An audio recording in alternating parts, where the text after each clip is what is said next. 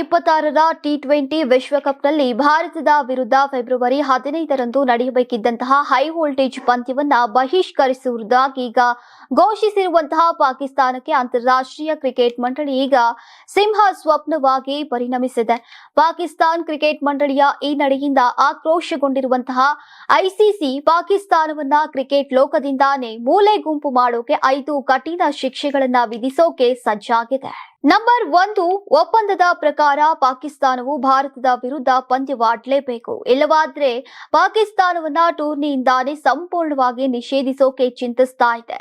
ಪಾಕಿಸ್ತಾನದ ಬದಲು ಉಗಾಂಡ ತಂಡವನ್ನ ವಿಶ್ವಕಪ್ಗೆ ಸೇರಿಸಿಕೊಳ್ಳುವಂತಹ ಸಾಧ್ಯತೆ ಇದೆ. ನಂಬರ್ 2, ಐಸಿಸಿ ಇಂದ ಪ್ರತಿ ವರ್ಷ ಪಾಕಿಸ್ತಾನ ಕ್ರಿಕೆಟ್ ಮಂಡಳಿಗೆ ಸಿಗುವಂತಹ ಕೋಟ್ಯಾಂತರ ರೂಪಾಯಿಗಳ ವಾರ್ಷಿಕ ಆದಾಯವನ್ನ ಸ್ಥಗಿತಗೊಳಿಸೋಕೆ ನಿರ್ಧರಿಸಲಾಗಿದೆ. ಇದು ಆರ್ಥಿಕ ಸಂಕಷ್ಟದಲ್ಲಿರುವಂತಹ ಪಾಕಿಸ್ತಾನ ಕ್ರಿಕೆಟ್ಗೆ ದೊಡ್ಡ ಪೆಟ್ಟನ್ನ ನೀಡಲಿದೆ. ನಂಬರ್ 3, ಭಾರತ ಪಾಕ್ ನಡುವಿನ ಪಂದ್ಯದಲ್ಲಿ ಜಾಹೀರಾತುಗಳ ಮೂಲಕ ಬರುವಂತಹ ಆದಾಯವೇ ಬರೋಬ್ಬರಿ 200 ಕೋಟಿ ರೂಪಾಯಿಗೂ ಅಧಿಕ.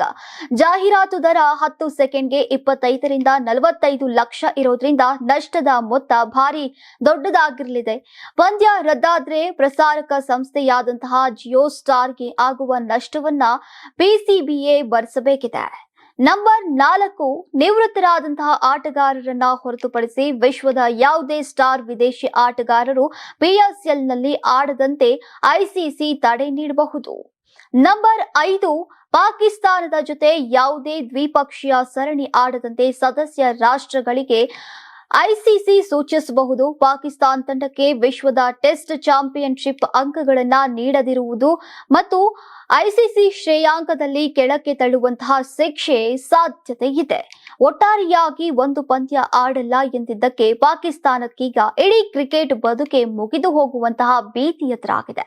ಸೋಮವಾರದ ಐಸಿಸಿ ಸಭೆಯ ಮೇಲೆ ಈಗ ಇಡೀ ಕ್ರಿಕೆಟ್ ಲೋಕದ ಕಣ್ಣು ನೆಟ್ಟಿದೆ. ಅಂತಾರಾಷ್ಟ್ರೀಯ ವಾಣಿಜ್ಯ ಮೇಳ 2026 ಫೆಬ್ರವರಿ 6, 7, 8ರಂದು ಬೆಂಗಳೂರಿನ ಅರಮನೆ ಮೈದಾನದ ತ್ರಿಪುರವಾಸಿನಿಯಲ್ಲಿ ಆಯೋಜಿಸುತ್ತಿದೆ. ಇದು ಕರ್ನಾಟಕ ಕೃಷಿ ಇಲಾಖೆ ಪ್ರಕಟಣೆ. ನೀವು ಸಣ್ಣ ಆಗ್ಬೇಕಲ್ವಾ? ಅದು ಒಂದು ಉತ್ತಮ ಆಹಾರದಿಂದ ಸಣ್ಣ ಆಗ್ಬೇಕಲ್ವಾ? ಪ್ರತಿದಿನ ನಮ್ಮ ಜೀನಿ ಸ್ಲಿಮ್ ನ ಯೂಸ್ ಮಾಡಿ ಯಾವುದೇ ಸೈಡ್ ಎಫೆಕ್ಟ್ ಇಲ್ದಂಗೆ ನೀವು ಸಣ್ಣ ಆಗ್ತೀರಾ.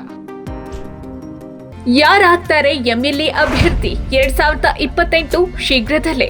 ಪ್ರತಿದಿನ ಒಂದೊಂದು ಕ್ಷೇತ್ರದ ಟಿಕೆಟ್ ಆಕಾಂಕ್ಷಿಗಳ ಸಂಪೂರ್ಣ ಮಾಹಿತಿ ಪೊಲಿಟಿಕಲ್ ಜರ್ನಲಿಸ್ಟ್ ಕೆಎಂ ಶಿವಕುಮಾರ್ ಅವರಿಂದ.